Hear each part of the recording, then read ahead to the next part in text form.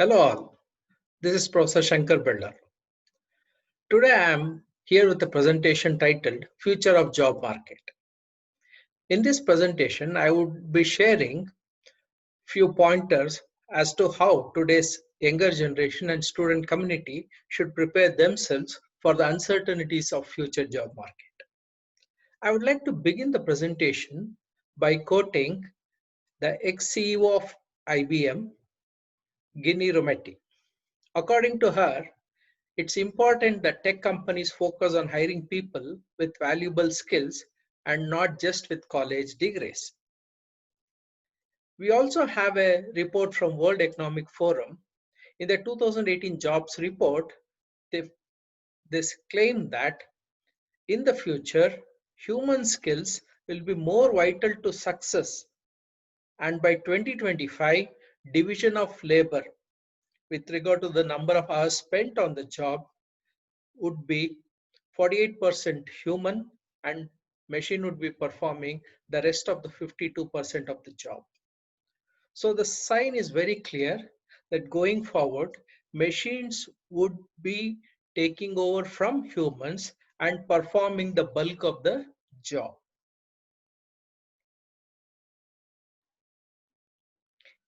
If I have to just give you an overview of the future of work, there will be greater collaboration between humans and machines, and that is inevitable because of the new and emerging technologies, the smarter technologies. And one thing is sure, that we humans cannot compete with machines in terms of efficiency and productivity.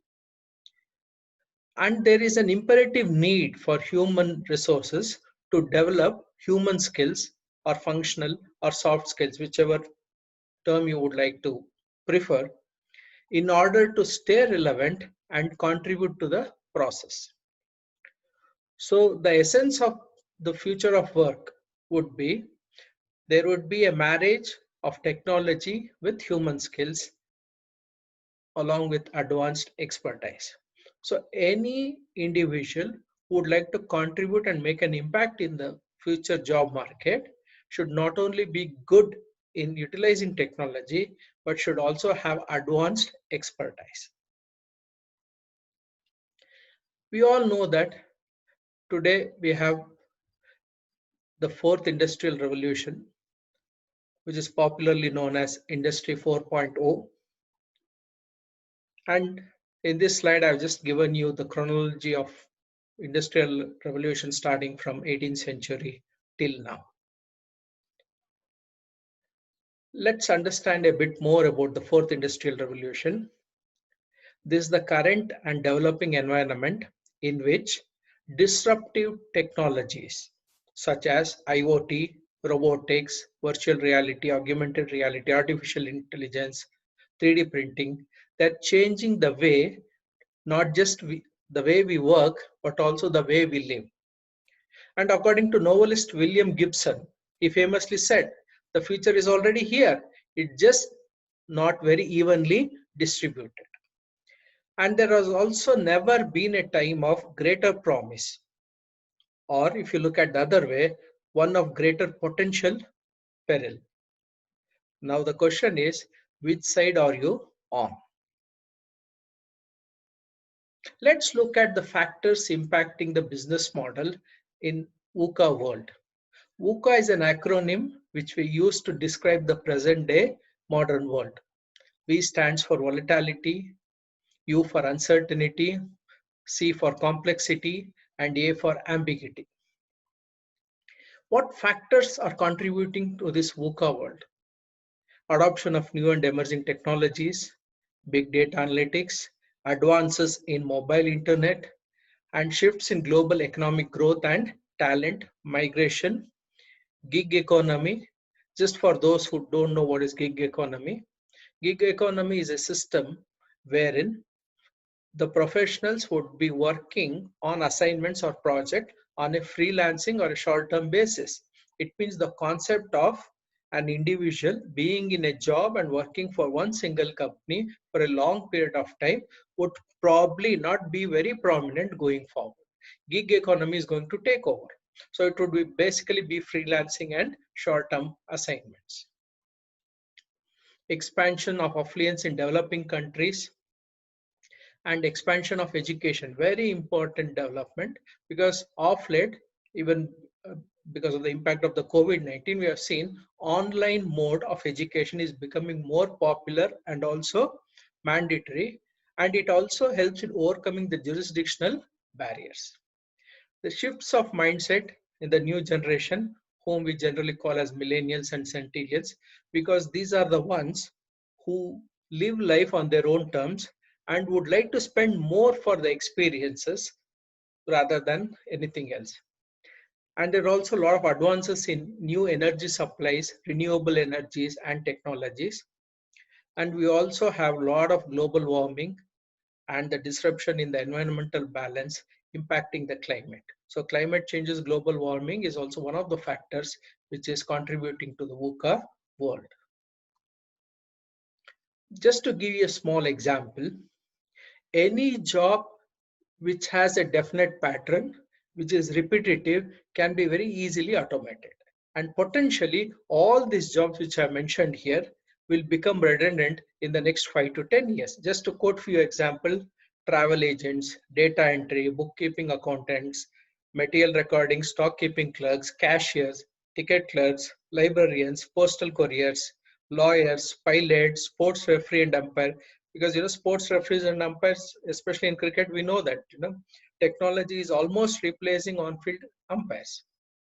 Print industry, textile workers.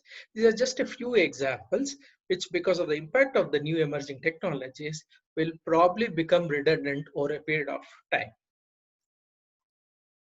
Does this mean that jobs will just vanish from the market? The answer is a big no. There is no need for despair.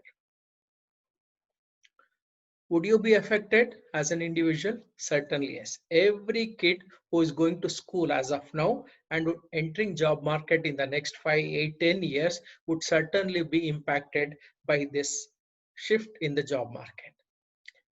Kathy Davidson wrote a new book titled Now You See It. In that, she writes that 65% of the kids entering grade school now will end up working in careers. This is the important point, working in careers that haven't been invented yet. It means we are basically preparing the kids who are in schools now for a career or job which is still not available in the market. It is that uncertain and also equally exciting, because the future holds a lot of promise. So you need to have a very positive and a robust mindset.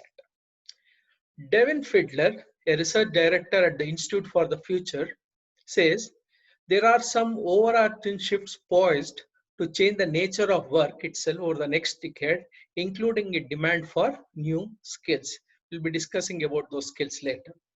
And according to the World Economic Forum report, at least more than 1/3 of the skills what we think is necessary as of today would certainly not be required going forward. It means it will become redundant.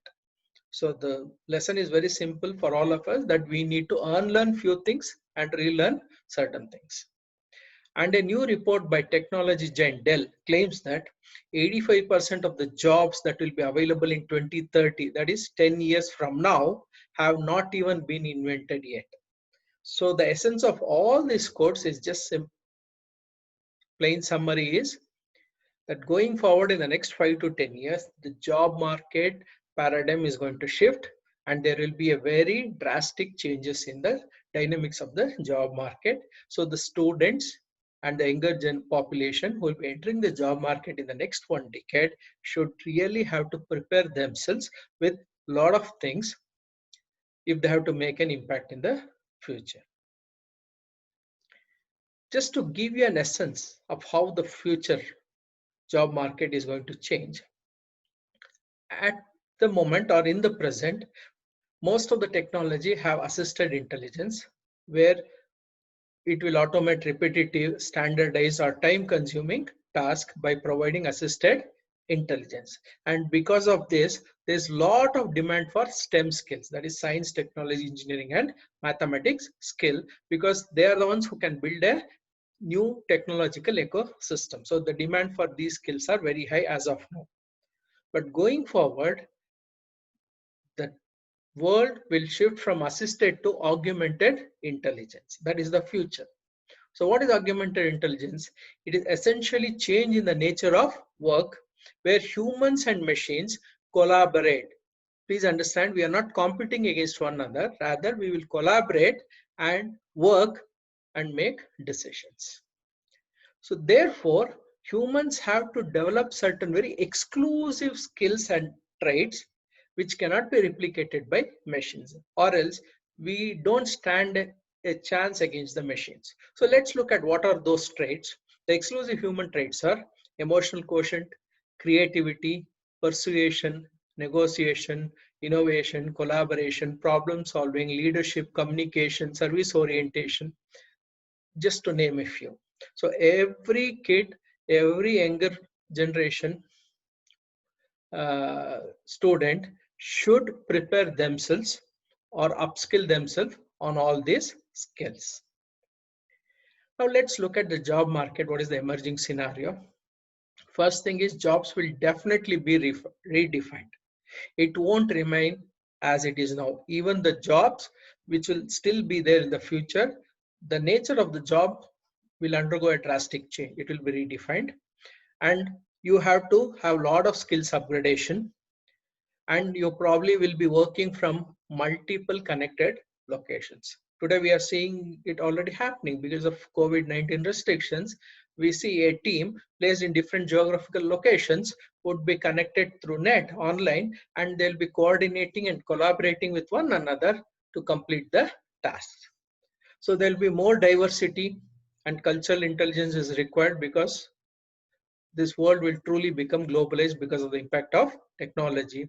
We'll have the gig economy, we'll have competency in emerging technology is necessary. If you're not competent enough in utilizing emerging technologies, probably your role will become redundant or obsolete. So you need to learn to master those skills. And hiring will be based, this is the key, hiring will be based more on skills than a formal college degree. Because what Ginny Rometty said was, they'll be focusing more on EQ and the skill set rather than a formal college degree. We know that America still is one of the most powerful and influential nation in the globe. It is not just IBM, even companies like Microsoft, Apple have also started hiring based on skill set and EQ. And going forward, if you don't develop these skills, then probably mere college degree is not going to help you in securing a job. And finally, the key is you need to embrace change. You should be continuously learning, unlearning, and relearning. It's not a one-stop kind of a activity. This is consistent, and continuously you need to keep learning, unlearning, and relearning. So the mindset should be to embrace change. So now the question comes, so what should you do? Understood, it's very volatile, a lot of changes is expected to happen, technology is going to impact the job market big way, all that is fair enough. Now as a student or as a youngster, what is that I need to do? If you say, should I learn technical skills? Not really, because future technical skill depends on the emerging technologies. What is probably used in the industry as of now might become obsolete in the next 5 to 10 years. So rather you should concentrate on some basic and generic technical skills. For example, in the new economic policy released by Government of India, they said coding would be taught for students from 6th standard onwards. Coding is a very generic or a basic skill. So you'll have to focus, in your school days, as a student, right? You'll have to focus more on basic and generic skills. And as and when you're on the verge of entering the job market, you need to understand during your undergraduation or post-graduation, what are the relevant skills which you need to acquire so that, you become more valuable to the company. Now the question comes, how to future-proof one's career. Basic is you have to make the right career choice. You cannot get your career choice wrong because the world is becoming more uncertain, more complex. So if you get this wrong, there'll be a lot of consequences. And the next major aspect or important point is you should learn what industry calls as transferable skills, or what as a student you probably understand as soft skills. These are the skills which will help in efficiently adapting to changes, and also it will enhance your productivity. Therefore, you have to equip yourself with these transferable skills, which I'll be discussing in detail. What are those skills? We also very recently had the new new education policy. Uh, the details are fairly out. People are still, giving their judgments on this new education policy. Now the question comes, as a student who is probably in high school or doing +2 or in undergraduation, is this policy going to affect me? Yes, because this policy in all likelihood would be implemented from the academic year of 2022. That is, in the next 2 years, this entire policy would be completely implemented all over India. So it is bound to impact the present generation and the future generation also. I would like to very briefly talk about how this is going to affect the school education. If we consider some salient features of this policy, it is to recognize, identify, and foster unique capabilities of each student.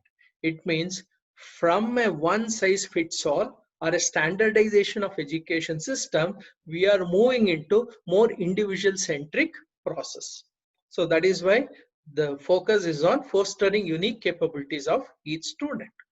Then there is flexibility to choose after certain level according to your interests and aptitude. And there is emphasis on conceptual learning. Rote learning is past. Rote learning will become obsolete, because now the focus is not on your 3 hours of final exam. In fact, it would be a continual evaluation throughout the academic year based on various parameters. So the weightage given to the term and examination would come down. So therefore, the fun element in learning would be brought back, because you will be encouraged to learn and understand the concepts and apply the concepts. Multidisciplinary and holistic education across science, social science, arts, humanities, commerce, sports, across all these streams. It means earlier the focus used to be only on certain streams like science, arts, commerce. Now it is multidisciplinary. It means a school now cannot say, for lack of time, we will not allow the kid to study music or sports, because now music, sports, yoga, or whatever stream the student has selected has equal importance and weightage like any maths, physics, or chemistry subject.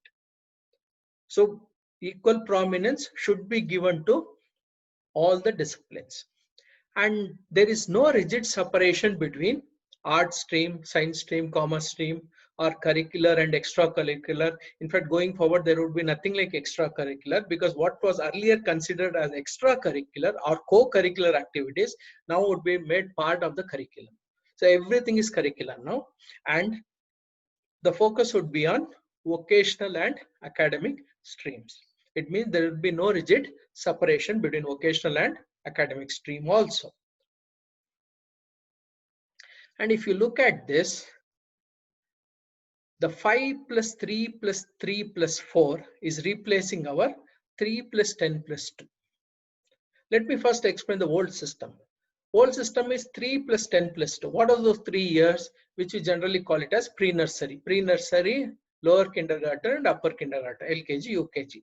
This used to form the 3 years, right? After that, 10 years of formal school education, then 2 years of +1, +2, or in some state boards like Karnataka, we used to call it pre-university course. So total it would be 15 years.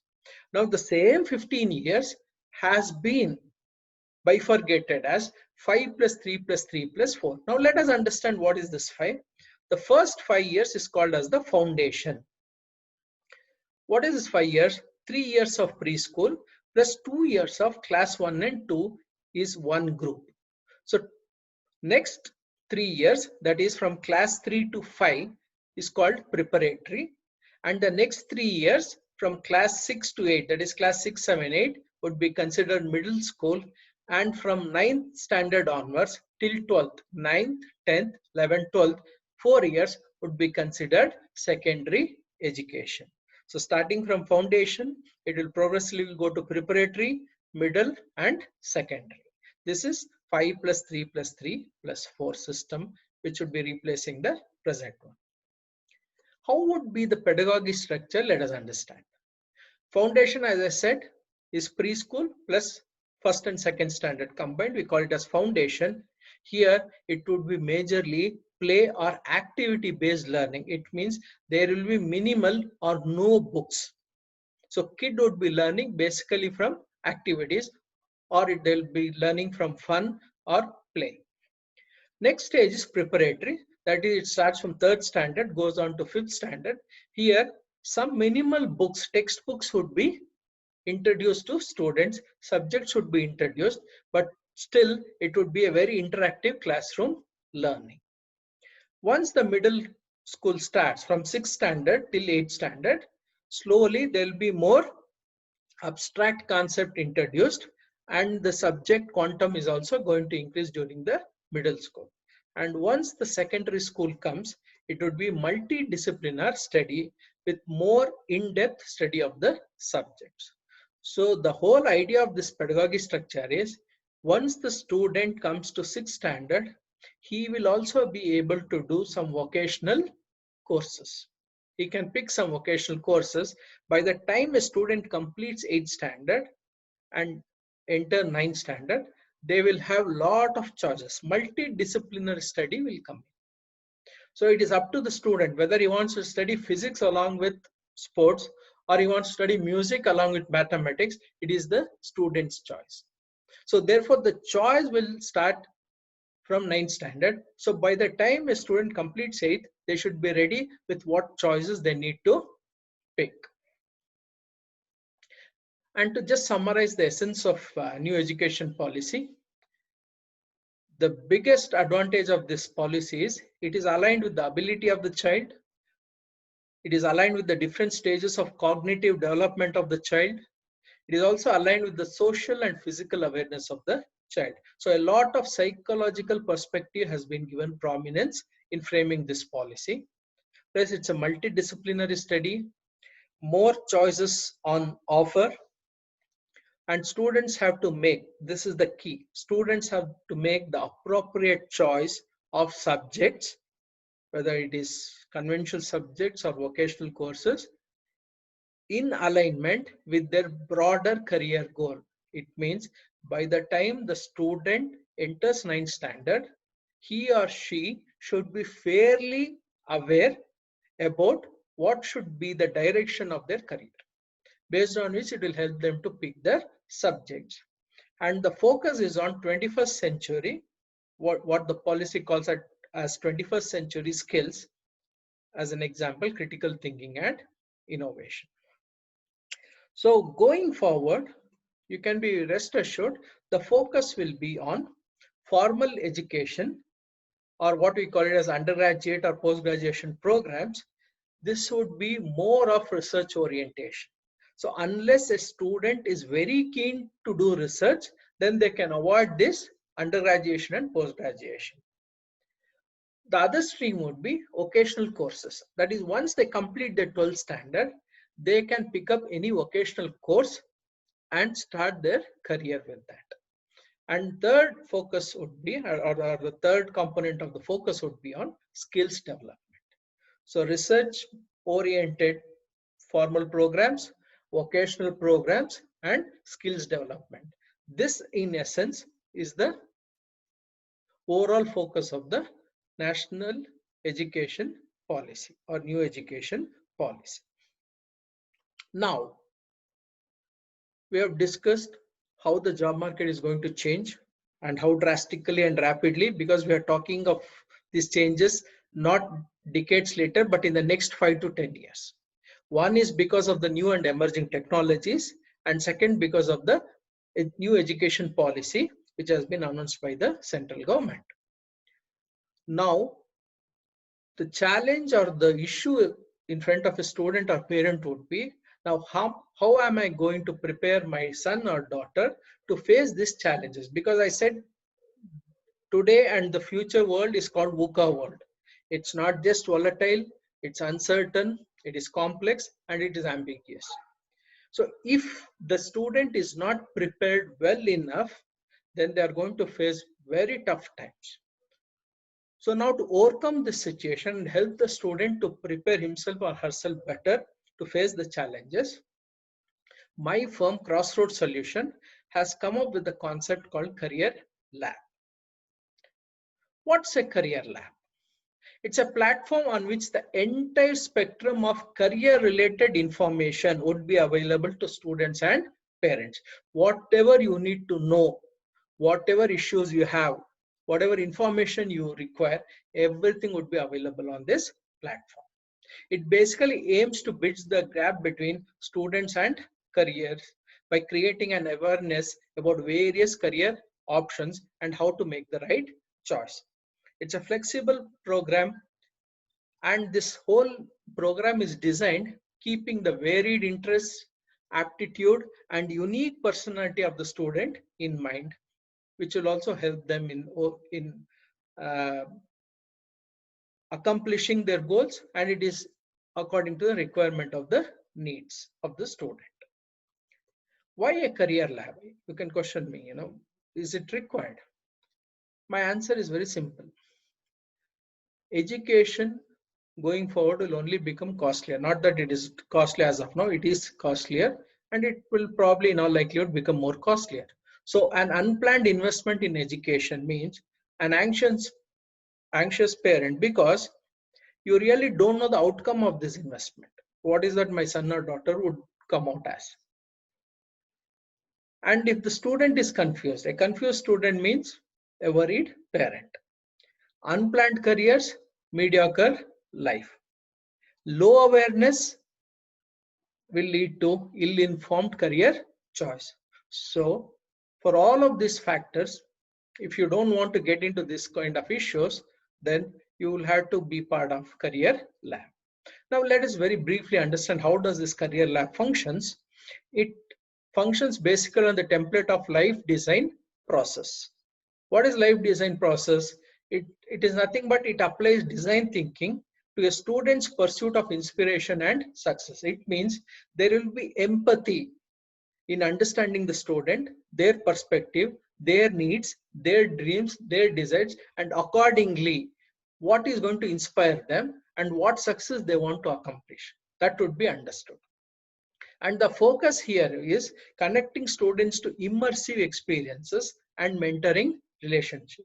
These are the two pillars on which the lab functions. One is immersive experiences, other is mentoring relationships, and I would be personally mentoring all the students.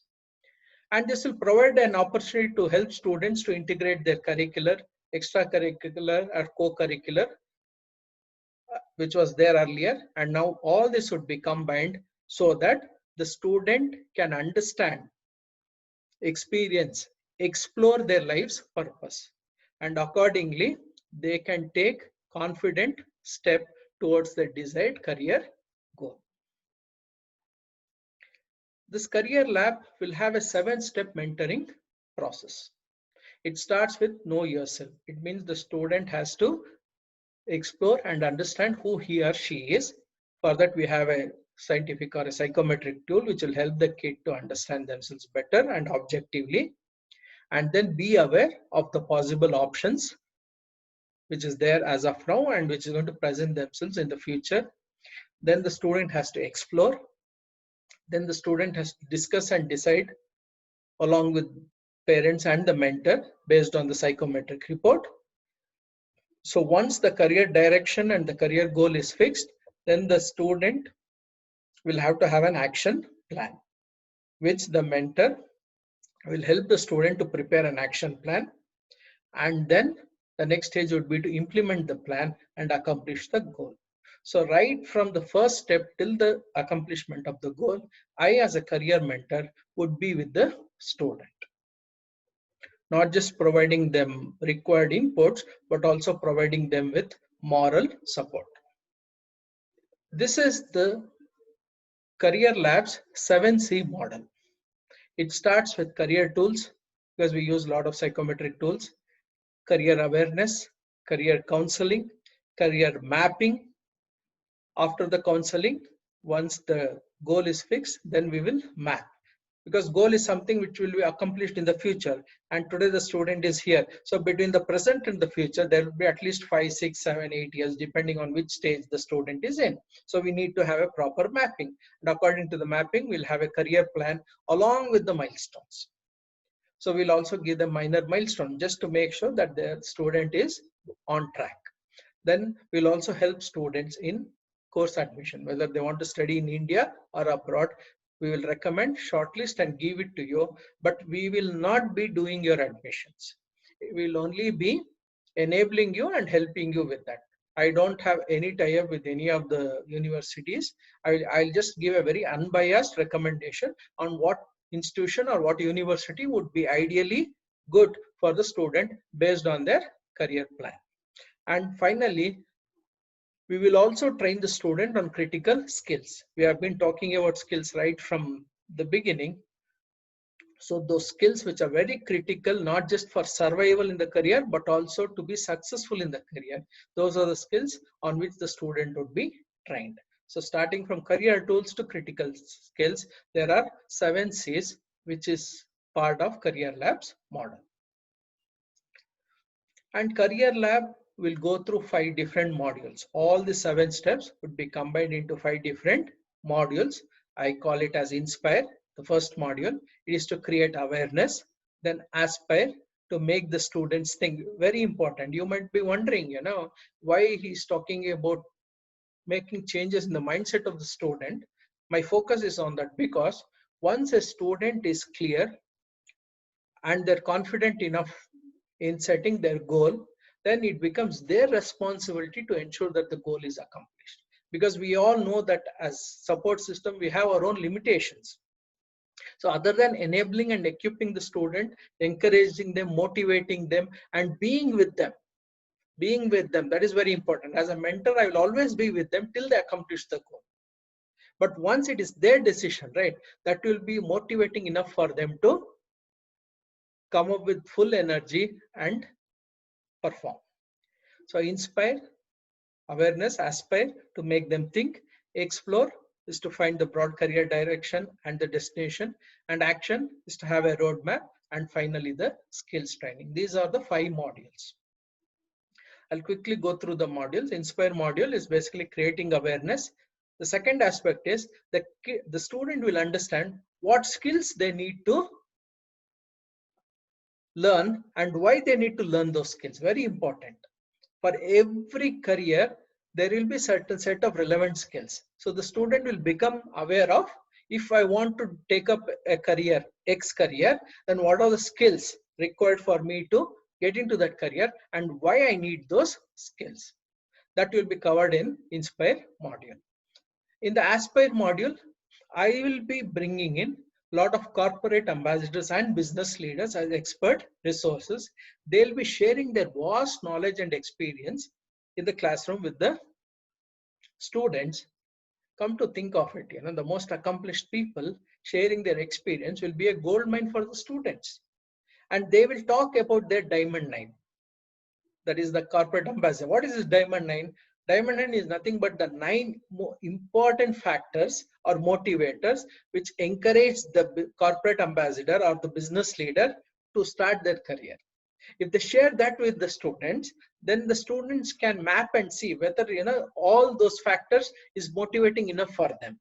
If not, they can say, no, that's not my cup of tea. So this Aspire module will help the kid to shortlist their aspirations in terms of their career. It basically creates a link between their aspirational figure and the student's personal life.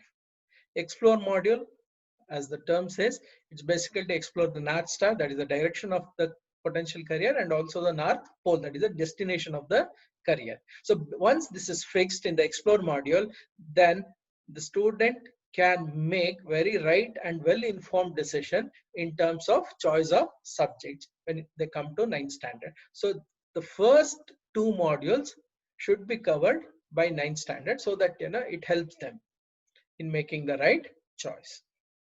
And then we'll have the action module where we prepare the action plan, give it to the student along with minor milestones, and as a mentor I will keep a tab on how the progress is happening. In case if there's any deviation or if the student is stuck, then I'll be there to help them out to overcome the challenges and go forward. We have been talking about skills. Now these are the skills I would be personally be training the students on, and these are the skills which has been endorsed and recommended by World Economic Forum, because even according to their survey and estimate, unless an employee has these new age skills, they will not be able to survive in the new job market. So what are those skills? Collaboration and learnability. Collaboration is very important because especially in Indian context, we have been conditioning or training the students only on competition. We want them to come first in the class, come first in the school, in the college. But unfortunately, going forward, competition will be replaced by collaboration. So collaboration and learnability, critical thinking and analysis, creativity and innovation, design thinking and problem solving, cognitive flexibility, EQ or EI, communication and storytelling, time management, productive discipline, service orientation, leadership. These are some of the skills on which the student would be trained, and all this training would be activity based. So therefore the student is going to enjoy, and the key here is the student will also understand why these skills are important for him or her going forward in their career. Now if you ask me, how will this career lab benefit a student? My answer is very simple. Career lab will give you answers for three things: what, why, how of a career. What career should I choose? Why should I choose? And once you are clear with what is your choice and why you have made the choice, the third important aspect of how to be there or how to kickstart that career. So what, why, and how, all three would be very clear to student. It means in essence, the student would be making a very informed and rational decision. So obviously they're going to do well in their choice. In case if a student only knows what career they're thinking of, then the answers for why they need to pick up a particular career and how to start the career would be taken care of in the career lab. But if they know what and why, but not aware how to start with that career, again then an action plan would be given to them. Other benefits of career lab is, I can guarantee that the student will move from confusion to clarity in case if they have any confusion, from self-doubt to self-belief, because self-belief is very important. And in case if they have any hesitation in making a decision or moving ahead, I can ensure that they move from hesitation to confidence. But most importantly, I can ensure because of the action plan that the student move from procrastination to action, because there will be minor milestones, and I'll keep a tab on all these milestones whether the student is doing the job. It will help in finding North Star and North Pole of the career. And there will be a career library. It's a digital career library where information about not just new age careers, vocational careers, and even conventional careers will also be there in my career library. I will share the web page in the last slide. If you go to the web page, you will find the details about this career library. Apart from that, top colleges information, admission chances prediction, very importantly, because the competition is very high for good colleges. Based on the profile and the academic performance of the student, I will be able to tell what is the chances of they getting admitted in few institutions. So if the chances are very slim, 50% and less, then they probably don't have to try for those institutions. Exam information, deadline, and how to boost the profile, all that information will be given to the student. And finally, a comprehensive assistance and guidance will also be provided for studying abroad. And I'm repeating, it's only a assistance and guidance. I am not part of any network, so I don't recommend you get admitted into any particular institution or college. I will only give my recommendation. Finally, it would be your call. What is my commitment as a career mentor? These four are my commitments. First is I will help your kids to sculpt their dreams. If they are vague about their dreams or aspiration, then I can help them to sculpt it, set clear goals, because goals have to be very specific and clear, and build a personalized paths. Next is I can help them swing their beliefs from negativity to positivity, from impossibility to possibility. Then I will stride along with them. I will not just inspire, motivate, but I will also handhold, support, and mentor. And lastly, I'll ensure that they find the best employable career, because on certain occasions, for the talent and strength and interest you have, there might not be a direct match in the job market in terms of an available career. So I will find the best suitable career or employable career for the kid. And this would be personalized, goal-based education, and I will also help in their career planning and management. This is my commitment as a career mentor. So the whole idea is I want the students to get curious, find inspiration, plan the path, and accomplish it. Because this is a process and it is not going to happen in a quick time. And we know that great careers are not built in a day. It requires a couple of things. So I've just combined those two words and put it as persilience is the key. Persilience is perseverance plus resilience.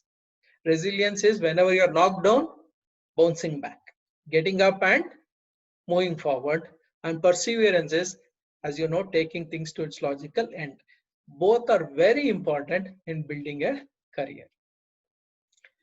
And if you're wondering, we don't know much about you, okay, I have just given you a very brief profile of myself.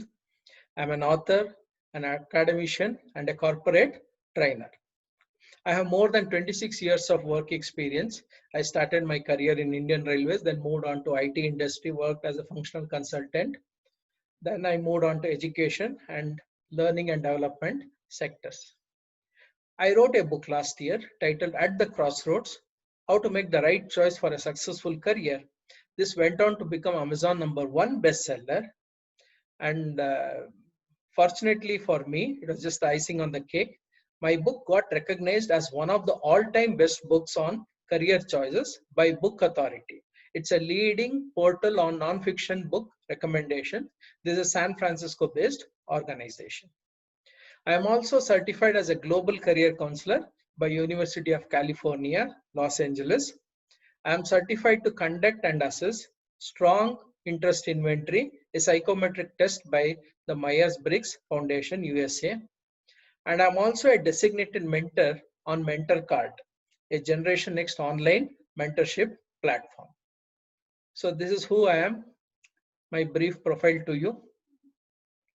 And if you think you need any further clarification or additional information on my career lab, whether your kid, son or daughter, would benefit because of the career lab, or you want to know about the mentorship fees, what I charge, for how long I'll be mentoring. If you need all this additional details, you can please note my number 94839211010. You can please put a WhatsApp message. Once I am free, I will certainly get back to you with all the details. Or you even have my webpage www.crossroad.edumilestones.com. You can go to my webpage and see the kind of services what I offer other than my career lab. But let us understand, today's generation have a lot of potential. There's in fact, no dearth of talent and potential in them. But only thing is, we should be able to channelize that in the right direction. And today's generation are not too much worried about the basic requirement of life, because most of the parents have ensured that the kids are doing fairly well on that. It's no more roti kapta makan issues for them, for most of them at least. It's a VUCA world: volatile, uncertain, complex, and ambiguous. I also want to add one more dimension. It is an equally exciting world, provided you are well trained and equipped. And as a parent, what should be our, or what would be our job? To empower and equip our kids so that they are strengthened, they become robust, and they're well trained and prepared. Because since there is more uncertainty and excitement, depending on your preparedness, you'll either be affected by the uncertainty or by the opportunities available.